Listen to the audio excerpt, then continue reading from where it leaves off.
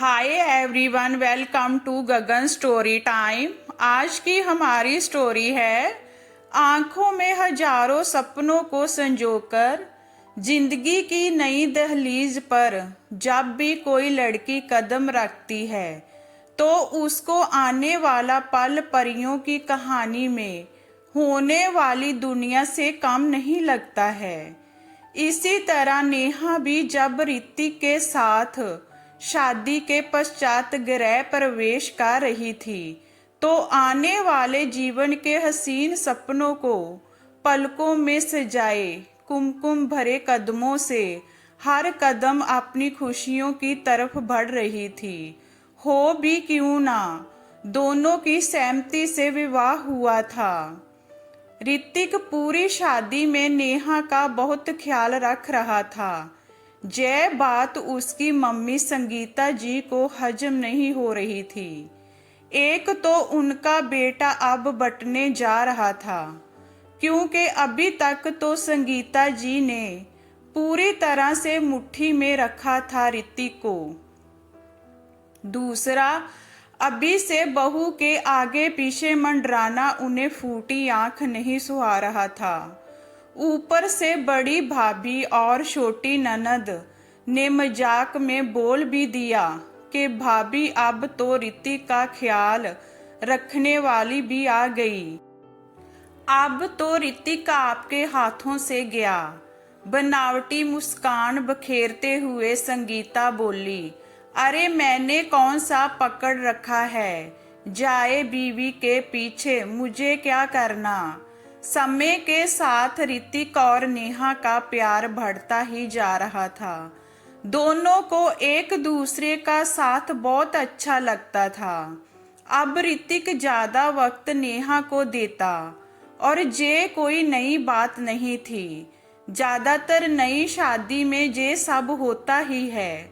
संगीता जी को नेहा अब खटकने लगी थी और वो उसे अपनी सबसे बड़ी कॉम्पिटिटर मानने लगी थी। हर बात में मीन मेख निकालना, उसे देर तक काम में उलझाए रखना, जिससे वो ऋतिक के साथ कम से कम वक्त बिता पाए। पूरी कोशिश जारी थी उनकी। ऋतिक भी अब थोड़ा झुंझलाने लगा था। बेचारी नेहा बिना बात के दोनों के बीच पिसने लगी थी। इतनी दूरियां बढ़ने लगी थी कि दोनों को अब अपने रिश्ते में घुटन महसूस होने लगी थी। नेहा को लगता कि ऋतिक बिल्कुल समझ में नहीं आ रहा है कि उसकी मम्मी उसके रिश्ते में जानबूझकर दरार डाल रही है। एक दिन ऐसा भी आ गया कि उन दोनों ने आपसी सहमति से तलाक लेने का फैसला ले लिया।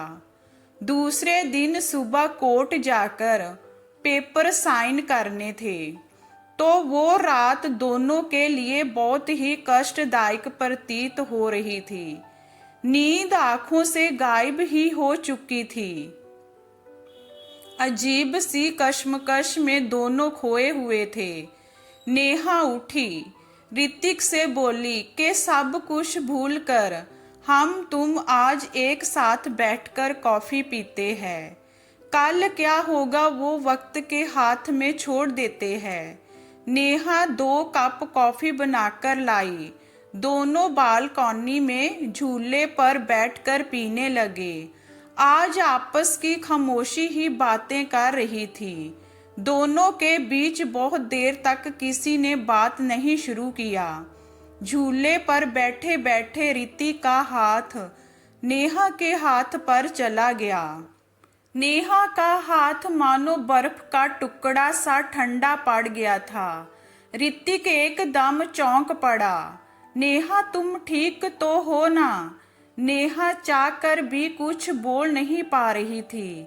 गला इतना भरा था कि आंखों से आंसू अनवरत बह रहे थे।